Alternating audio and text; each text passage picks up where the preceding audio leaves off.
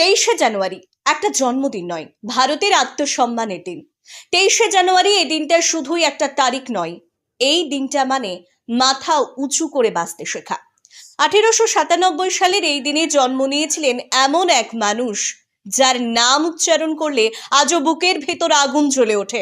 নেতাজি সুভাষ চন্দ্র বসু। আজ তার 129তম জন্মদিন।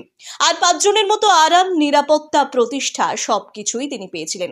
চাইলে ব্রিটিশ সরকারের সবচেয়ে বড় অফিসার হতে পারতেন, কিন্তু তিনি জানতেন শিকলের ভেতর সম্মান থাকে না।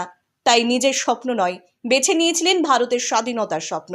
কারাগারের অন্ধকার, নির্বাসনের যন্ত্রণা, না ফেরার এক অনিশ্চিত পথ, সবকিছুর মাঝেও তিনি ভেঙে পড়েননি, বরং গর্জে উঠেছিলেন, তোমরা আমাকে রক্ত দাও, আমি তোমাদের স্বাধীনতা দেব।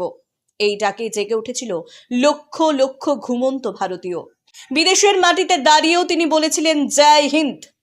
আজ যে স্লোগান ছাড়া ভারতকে কল্পনাই করা যায় না। নেতাজির শেষটা আজও রহস্য, কিন্তু তার আদর্শ অমর। তিনি হারিয়ে যাননি, তিনি